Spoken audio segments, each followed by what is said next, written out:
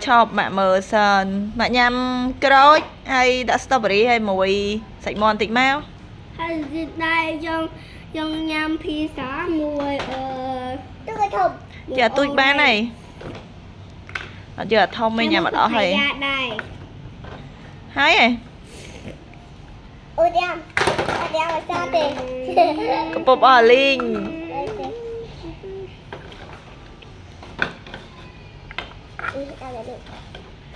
chắn lên mẹ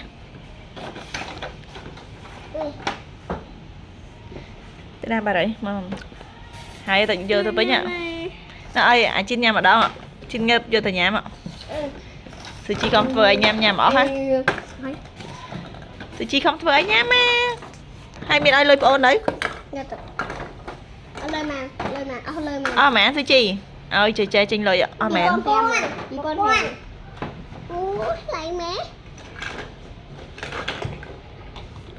lấy mé một cuốn bị con phép nó lấy hổ rồi vậy nè rồi mẹ ta bên kia mẹ đã mà nó mà sư chi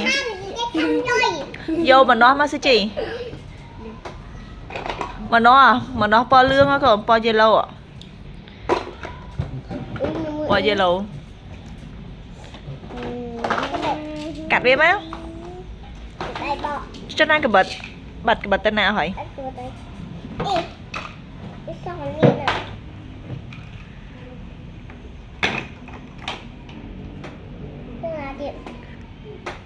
em pizza em ạ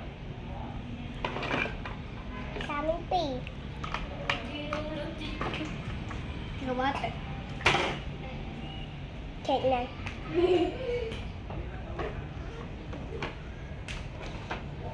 nhâm creme không đại creme em hơi không ạ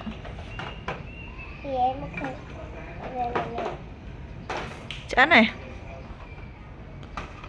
chán là gì chị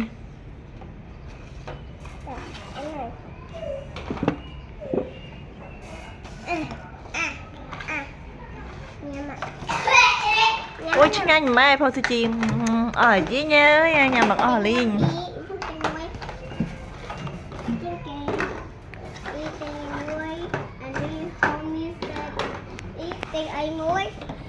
xong tên strawberry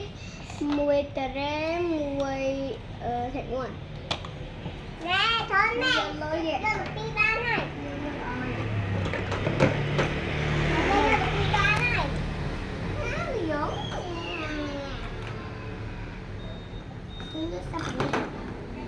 khôi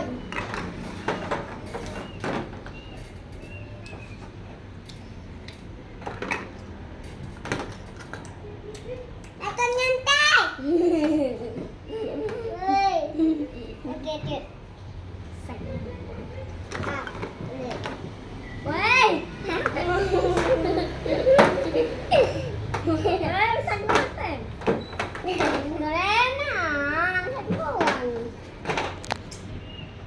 thật ngon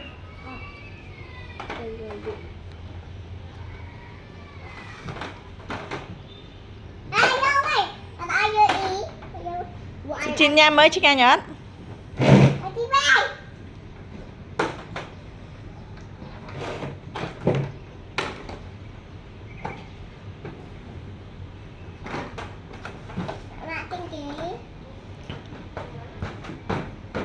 chiên sạch câu mà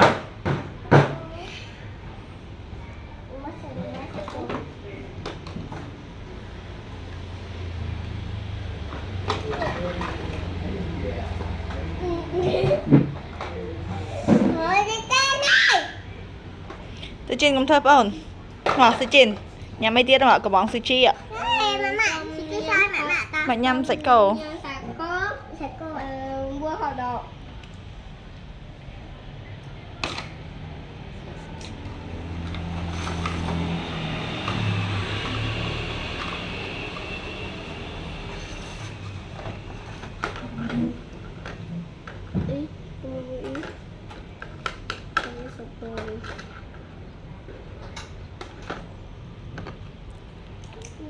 ngắn nhá nè pha xì chi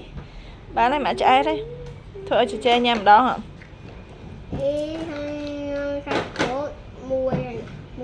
có 20 gram.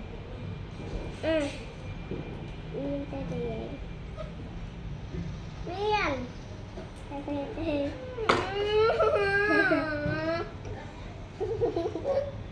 Miền. Trời.